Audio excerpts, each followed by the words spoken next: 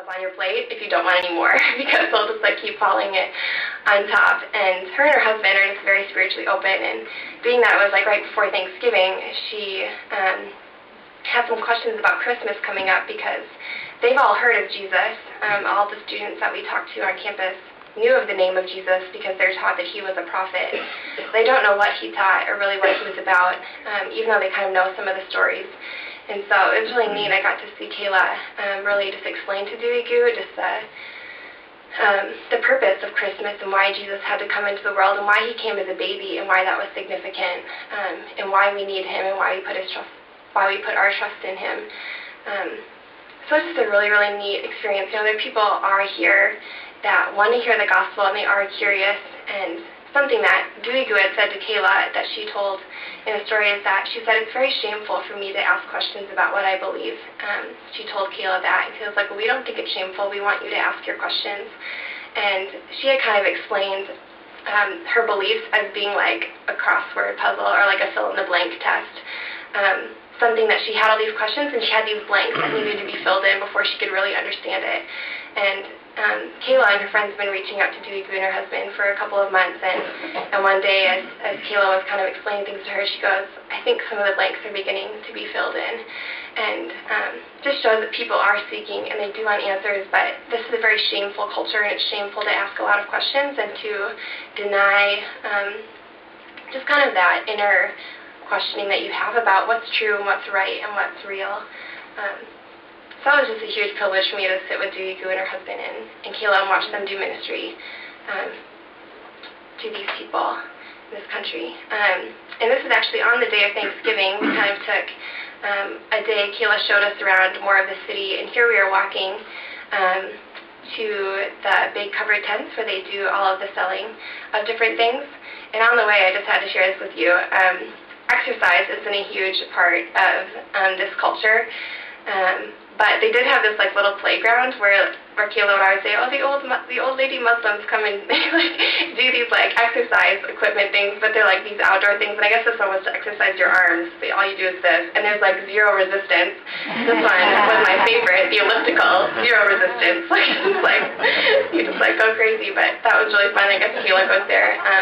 Sometimes talks to the ladies that do these exercises. They're really fun. And here are the covered tents where a lot of people do their shopping. Very cheap, but they sell everything from pantyhose to socks to top hats, everything.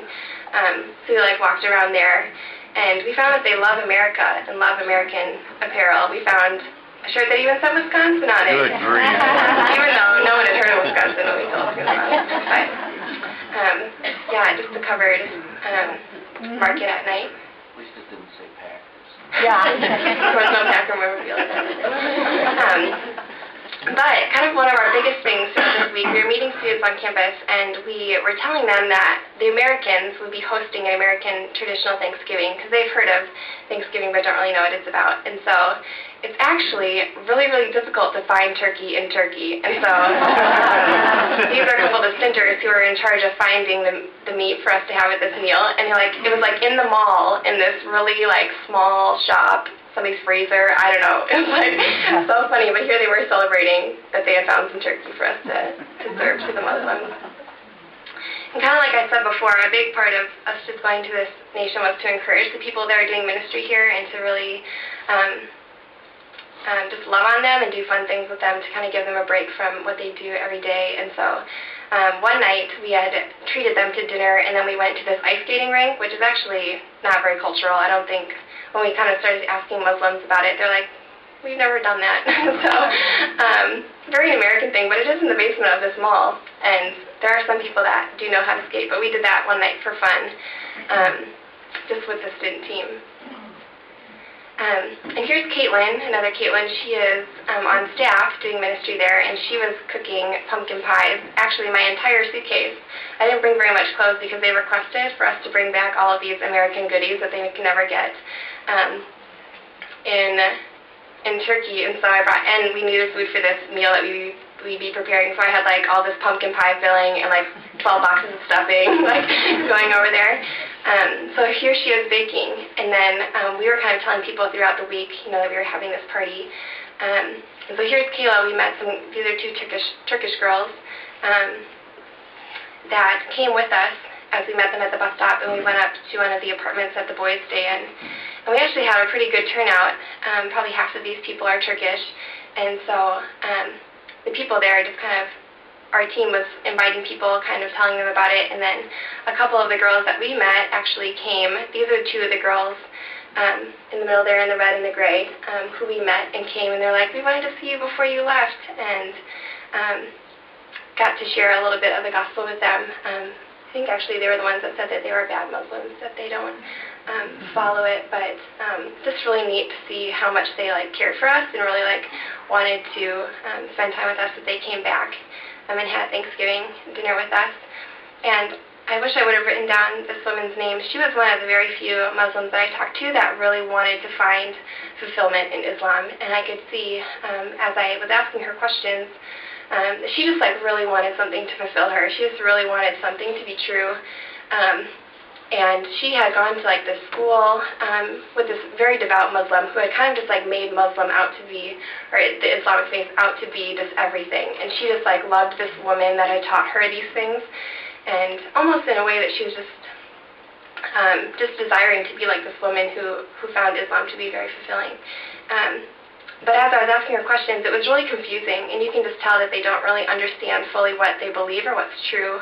Because I asked her, I said, how does forgiveness work? And she's like, well, I think Allah has to forgive you, but also the person that you wronged has to forgive you before you can get into heaven. I was like, well, you mean everybody that you sin against has to forgive you, otherwise you can't get into heaven? And she kind of talked about, well, it's just the ones that break your heart, really break your heart. I said, well, what does that look like, or what's kind of the, what does that even look like? And, they're just like, I don't know. But so they're putting their faith in something that they don't really understand, and just really sitting on, hope that their works will be good enough. And it just broke my heart. One time she said too, she's like, I pray for the lost people, and I pray that they will come to know Islam. I was like, this is the biggest lie on the face of the planet, and you're praying that people believe it. And I know just the call to prayer that went off 5 times a day, it was supposed to really bring us to a place of prayer for these people, but it really made me angry sometimes. I just really I was like, nobody believes this, and it's defying their culture, and leading people away from the gospel because they think that this is the right way, and it's not, and they don't understand it. Because their Bible the book, the Quran is in Arabic, and a lot of them don't speak Arabic, so they can't even read their Bible or their holy book to even understand it. And so there's all these barriers, and it's really frustrating. And I can see why they would be frustrated, because it just was so difficult to understand what they believe, because it is kind of this folk Islam. It doesn't seem like the traditional type of belief. But it was really fun. We did pray and say what we were thankful for before the meal, which was just really eye-opening to see, these Muslims praying to a God that they didn't believe in. And then we ate this meal, and then we were teaching them. They taught us some Turkish dances, and then we were teaching them some American dances, like the Macarena, which would be right. And another thing that I love about Turkey is that it's very affectionate. Men sit like this all the time. They just love it, and they are just very dear friends. This is definitely a culture where people just love people, and they aren't really pushed by time or by a lot of classes and all these things. They just really genuinely love people. And Jenny, one of the girls that is doing the year-long stint, she's like, it's been so hard for me to be loved so well by people who don't believe in Jesus, because it just doesn't really happen in America. I mean, there are people that believe that are genuinely good people, but overall, I think America has a way of separating them in some senses, but it's hard here because everyone just loves one another really well. And so it was just really fun. It was really hard to say goodbye to Kayla. I was really, really encouraged by her while we were there, and just really just opened my eyes to just what it would take to do missions in this culture.